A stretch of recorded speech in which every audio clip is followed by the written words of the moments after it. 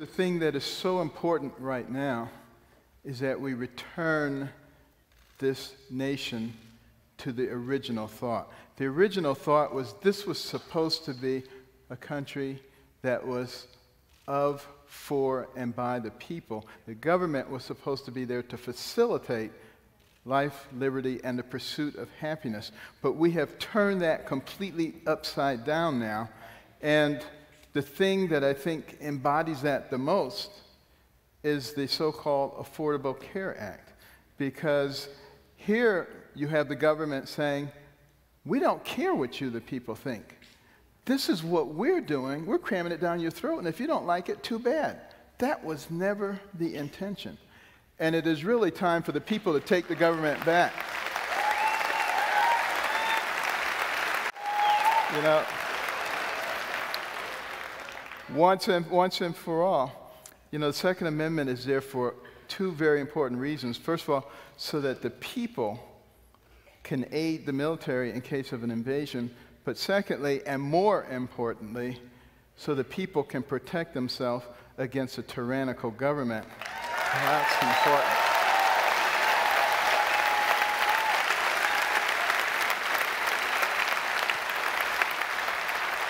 But the fact of the matter is, ordinary people, citizens, can have all kinds of experiences.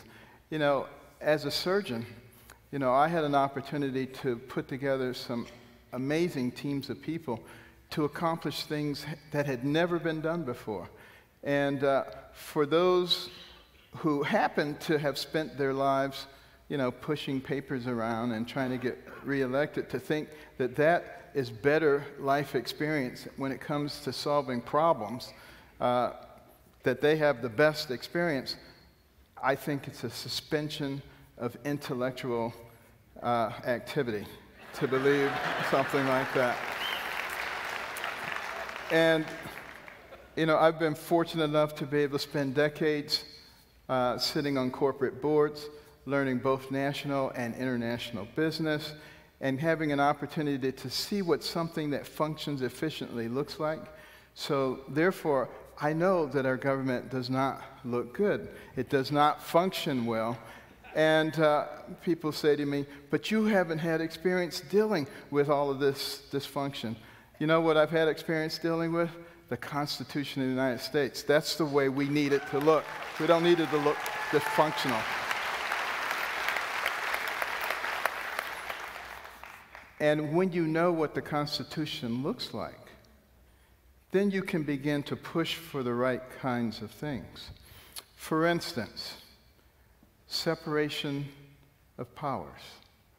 A very important part of the way that this country was put together. And the reason we have separation of powers is if one of the three branches gets a little bit too big for its britches, the other ones can bring them back. And some people think that the Supreme Court is the end-all of everything. But guess what? It is not. Because the Congress makes the laws in our land. And they have the ability to create and make a law to negate something that the Supreme Court did if it is not something that serves the purpose of the people, because we have a representative government. Congress represents the people. The Supreme Court does not. We have to understand that. And what about the history? Anybody could take that young black boy by the hand, 6-year-old, and walk down the streets of Baltimore, and they could give him a black history lesson that would thrill his heart and make him know that his ancestors played a great role in the development of this country. They could start by pointing to his shoes and say it was Jan Matzliger, a black man, who invented the automatic shoe lasting machine, which revolutionized the shoe industry throughout the world. And you walk on that clean street and you can talk about Charles Brooks, a black man, who invented the street sweeper, those machines with the big brushes that clean the streets. And down that street comes a big refrigerated tractor-trailer truck. And you can tell them that it was Frederick Jones, a black man, who invented the refrigeration system for trucks, later applied for airplanes and trains. and it comes to a stop at the red light, you tell them it was Garrett Morgan, a black man, who invented the traffic signal. And while you're talking about him, you can tell how he invented the gas mask, saved lots of lives during the war. And while you're talking about the war, Henrietta Bradbury, a black woman who invented the underwater cannon and made it possible to launch torpedoes from submarines. And you'll see a beautiful black woman walking down the street. A black man did not invent her, but you can use this opportunity to talk about Madam C.J. Walker, a black woman who invented cosmetic products for women of dark complexion, was the first woman of any nationality in the United States to become a millionaire on her own efforts. And you'll walk past the hospital and you'll talk about Charles Drew and his contributions to blood banking, understanding the function of blood plasma. Daniel Hale Williams, the first successful open heart surgery in the world, had an operative mortality rate of only 1.5%, less than many cardiothoracic surgeons today. You look up at the surgical lights. Thomas Edison. You didn't know he was black, did you? Well, he wasn't, but his right-hand man, Lewis Latimer, was. You can tell how Lewis Latimer came up with the filament that made the light bulb work for more than 2 or 3 days, how he invented the electric lamp, incandescent lighting, diagrammed the telephone for Alexander Graham Bell, was a tremendous inventor in his own right. Hardly anybody knows who he is. He walked across the railroad tracks. Andrew Beard, the automatic railroad car coupler, spurred on the Industrial Revolution. Elijah McCoy, the automatic lubrication system for locomotive engines. In fact, he had so many inventions, something new would come out. People would say, is that a McCoy? Is that the real McCoy? You got racist people like David Duke talking about the real McCoy, don't even know who they're paying homage to. So, you know.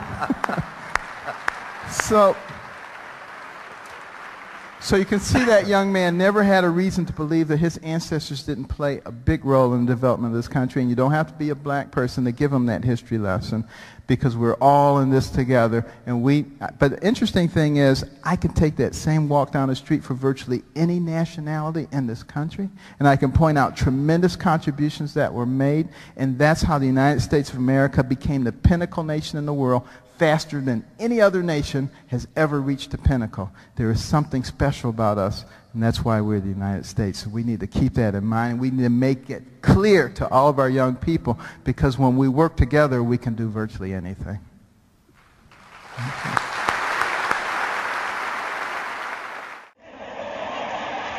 And I want to close with this story. 200 years ago, this nation was involved in a war. The War of 1812. The British, who are now our good friends, thought that we were young whippersnappers. It was time for us to become a colony again. They were winning that war, marching up the eastern seaboard, destroying city after city, destroyed Washington, D.C., burned down the White House. Next stop, Baltimore. As they came into the Chesapeake Bay, that armada of ships, warships, as far as the eye could see, it was looking grim. Fort McHenry, standing right there.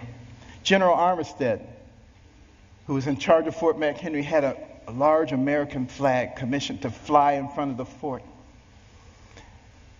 The admiral in charge of the British fleet was offended. He said, take that flag down. You have until dusk to take that flag down. If you don't take it down, we will reduce you to ashes.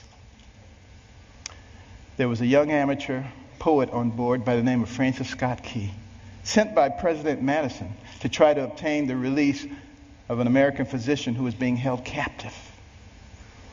He overheard the British plans. They were not going to let him off the ship. He mourned as dusk approached. He mourned for his fledgling young nation. And as the sun fell, the bombardment started. Bombs bursting in air, missiles, so much debris. He strained trying to see, was the flag still there? Couldn't see a thing. All night long it continued. At the crack of dawn, he ran out to the banister. He looked, straining his eyes, but all he could see was dust and debris. And then there was a clearing, and he beheld the most beautiful sight he'd ever seen. The torn and tattered stars and stripes still waving. And many historians say that was the turning point in the War of 1812. We went on to win that war and to retain our freedom. And if you'd gone into the grounds of Fort McHenry that day, you would have seen at the base of that flag the bodies of soldiers who took turns propping up that flag. They would not let that flag go down because they believed and what that flag symbolized. And what did it symbolize?